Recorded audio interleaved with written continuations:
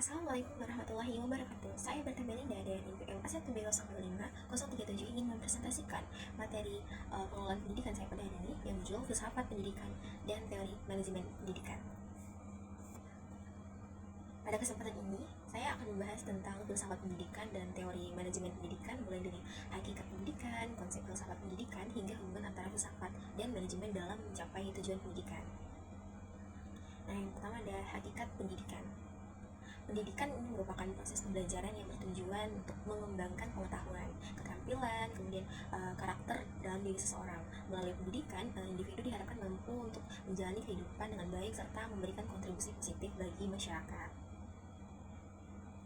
Kemudian ada pengertian filsafat pendidikan. Filsafat pendidikan adalah kajian kritis dan mendalam mengenai hakikat pada manusia, pengetahuan, dan nilai dalam pendidikan. Filsafat pendidikan memiliki 3 landasan utama. Yang pertama itu adalah ontologi, yaitu membahas tentang hakikat pendidikan. Kemudian ada epistemologi yang membahas tentang bagaimana proses belajar dan mengajar dapat berlangsung. Kemudian yang ketiganya itu ada aksiologi, yaitu membahas tujuan penggunaan ilmu serta nilai etika dan estetika dalam pendidikan. Kemudian ada tujuan filsafat pendidikan. Filsafat pendidikan ini memiliki beberapa tujuan utama, yaitu memberikan arah dan tujuan pendidikan, kemudian menjadi dasar dalam pengembangan kurikulum dan metode pembelajaran. Kemudian ada menguji dan mengevaluasi asumsi-asumsi pendidikan yang sudah ada, dan menyatukan teori pendidikan dengan praktik yang diterapkan langsung di lapangan. Kemudian kegunaan filsafat pendidikan. Filsafat pendidikan bermanfaat bagi berbagai pihak, antara lain bagi peserta didik, yaitu membantu memahami peran dan tanggung jawabnya. Kemudian bagi pembuat kebijakan menjadi dasar dalam merumuskan sistem pendidikan dan membantu mencari solusi atas berbagai permasalahan pendidikan. Kemudian mendorong pengembangan diri, kreativitas, dan juga keterbukaan berpikir. Kemudian ada aliran-aliran filsafat pendidikan. Terdapat beberapa aliran dalam filsafat pendidikan, yaitu idealisme yang berfokus pada pengembangan moral, spiritual, dan juga nilai-nilai. Kemudian ada realisme, yaitu menekankan fakta dan pengetahuan yang objektif. Perennialisme, yaitu menekankan nilai-nilai klasik yang dianggap abadi. Kemudian ada pragmatisme yang menekankan pada pembelajaran melalui pengalaman dan juga pemecahan masalah. Dan yang kelima ada progresivisme, yaitu menempatkan siswa sebagai pusat pembelajaran dan mendorong kreativitas. Kemudian ada definisi manajemen pendidikan.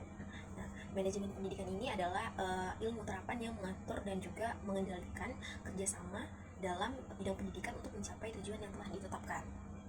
Nah, jika filsafat pendidikan dianggap sebagai ruh yang memberikan arah, maka manajemen pendidikan merupakan tubuh atau alat yang mewujudkan tujuan tersebut dalam praktik nyata. Kemudian ada tingkatan manajemen. Nah, dalam manajemen terdapat 3 tingkatan utama, itu manajemen puncak yang bertugas mengambil keputusan strategis. Kemudian ada manajemen menengah, yaitu bertugas menerjemahkan kebijakan menjadi program kerja. Yang ketiga ada manajemen pelaksana yang bertugas menjalankan kegiatan teknis di lapangan. Nah, fungsi manajemen atau PAC adalah keberhasilan lembaga pendidikan ditentukan oleh 4 fungsi manajemen atau PAC, yaitu planning atau perencanaan, yaitu menyusun strategi dan juga tujuan. Kemudian ada organizing atau pengorganisasian, yaitu mengatur sumber daya yang tersedia. Kemudian ada actuating atau pelaksanaan, yaitu menggerakkan semua anggota organisasi. Kemudian ada controlling atau pengawasan, yaitu melakukan evaluasi dan juga memastikan tujuan tercapai. Kemudian ada kegunaan manajemen pendidikan. Nah, manajemen pendidikan memiliki beberapa manfaat, yaitu meningkatkan kualitas pendidikan secara berkelanjutan, mengoptimalkan penggunaan sumber daya agar lebih efisien, kemudian memastikan tujuan lembaga pendidikan dapat tercapai dan juga terarah dan juga sistematis. Kemudian harmoni filsafat dan manajemen. Nah, filsafat dan manajemen ini harus berjalan seimbang. Jadi jika manajemen tanpa filsafat, pendidikannya hanya berorientasi pada angka dan juga administrasi tanpa memperhatikan nilai kemanusiaan. Nah, sebaliknya jika filsafat tanpa manajemen, ide dan tujuan yang baik tidak akan terwujud karena tidak ada sistem yang mengelolanya begitu. Kemudian yang terakhir ada kesimpulan. Jadi pendidikan bertujuan untuk membentuk manusia yang berkualitas dan juga berkarakter. Nah, filsafat pendidikan berfungsi sebagai pedoman yang memberikan arah dan tujuan. Sedangkan manajemen pendidikan menjadi alat untuk mewujudkan tujuan tersebut melalui fungsi dari POAC tadi. Keduanya harus berjalan bersama agar pendidikan tidak hanya memiliki konsep yang baik, tetapi juga dapat dilaksanakan secara efektif dan memberikan manfaat nyata bagi peserta didik maupun masyarakat. Nah, sekian presentasi dari saya. Terima kasih atas perhatiannya. kasih telah menonton. Assalamualaikum warahmatullahi wabarakatuh.